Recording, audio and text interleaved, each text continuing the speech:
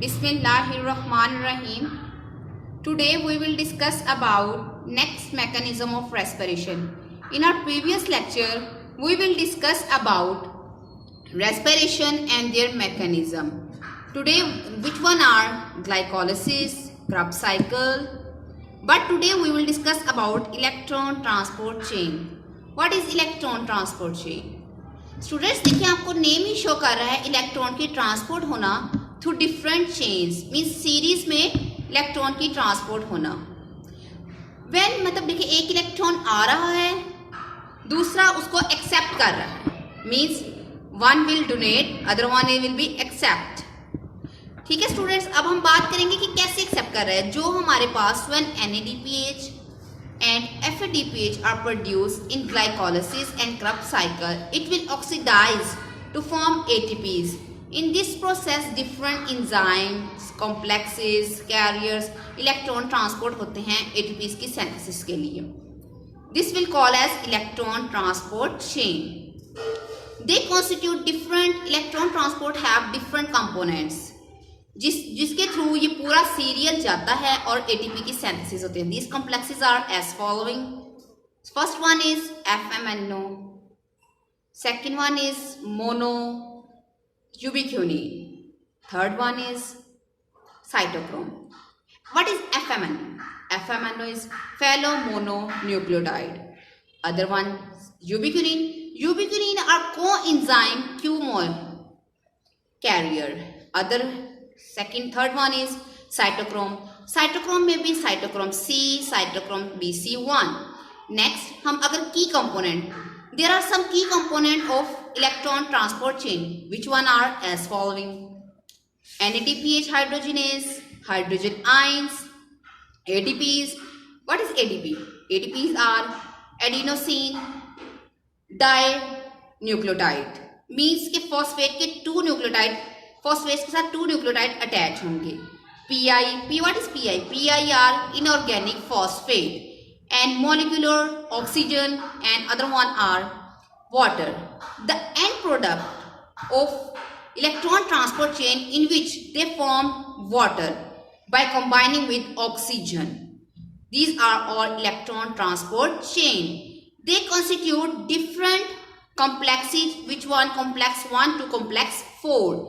जब सबसे पहले है कॉम्प्लेक्स 1, कॉम्प्लेक्स 1 में डिफरेंट कैरियर्स और इलेक्ट्रॉन्स आएंगे, वो आगे मूव कर जाएंगे कॉम्प्लेक्स 2 में, means transfer to complex 2. Complex 2 transform to complex 3, where complex 3 transfer to cytochrome C and then complex 4. In complexes में मैं आपको थोड़ा सा ब्रीफली इसका स्ट्रक्चर बताती हूँ कि इलेक्ट्रॉन ट्रांसपोर्ट चेन में हमारा क्या हो रहा है, कि इलेक्ट्रॉन ट्रांसपोर्ट चेन क्या कर रहा है। अब हम ये देखेंगे, देखिए कॉम्प्लेक्सेस थे, कॉम्प्लेक्सेस के साथ क्या क्या अटैच है। सबसे पहले हमारे पास है NADPH hydrogenase, next one are cytochrome BC1, third one is cytochrome oxygenase, last one is ATP synthase. इनके दरमियान 2 कैरियर्स हैं, वो क्या है? Cytochrome B and यूबिक्विनिन।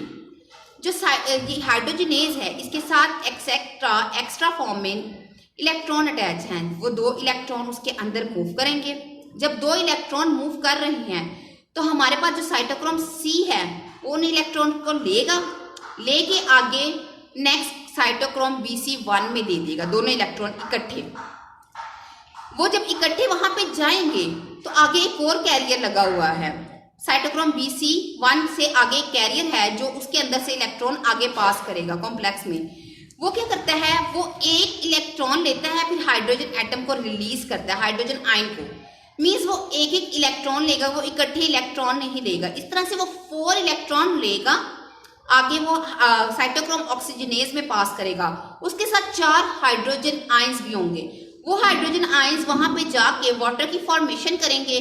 जब वाटर की फॉर्मेशन होगी वहां पे 4 आयन बच जाएंगे। जो 4 हाइड्रोजन आयन है वो आगे ATPs के पास जाएंगे, जहां पे ADP हमारे पास पहले ही होगा।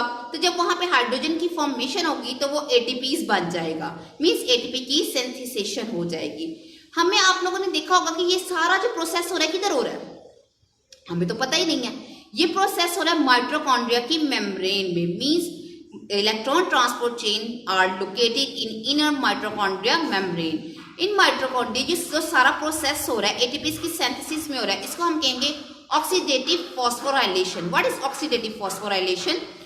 Oxidative phosphorylation are that when ATP is coupled through different electron carriers and processes in oxidative form is called as oxidative phosphorylation. जिसमें हमें ATPs जो मिल रहे हैं डिफरेंट वो फॉर्म में मीन्स उसकी ऑक्सीडेटिव फॉस्फोराइलेशन हो रही है. स्टूडेंट्स, जो हमारा इसका एंड प्रोडक्ट है वो ATP की सिंथेसिस है. लेकिन अगर हम बात करें कि जो हमारे पास एरोबिक रेस्पिरेशन है, एरोबिक रेस्पिरेशन में जो फाइनल एक्सेप्टेंस होगी ना इलेक्ट्रॉन की, वो क्या है? That one are oxygen. ठीक है, मैंने आपको पहले भी बताया. लेकिन अगर हम बात करें anaerobic respiration, in anaerobic respiration the final acceptance of electron are not oxygen, they may be sulphate and other one. ठीक है स्टूडेंट, टोटल एटीपी पूरे रेस्पिरेटरी चेन में, मतलब पूरे रेस्पिरेशन में जो बनेंगे वो टोटल एटीपी है 36. लेकिन on the basis of glucose phosphide means कुछ सिचुएशन में ऐसा है कि वो आगे मैं आपको एक्सप्लेन करूंगी कि वो 38 एटीपीज भी प्रोडक्शन कर देते हैं. मीन्स कुछ यूटिलाइज हो जाते हैं, कुछ रह जाते हैं. जो टोटल एटीपी मोस्टली बुक्स में भी उन्होंने डिनाई किया हुआ है, एक्सप्लेन किया हुआ है. That one are 36 ATP in the respiration. Means energy budget of respiration are 36 ATPs. Thank you. Allah Hafiz.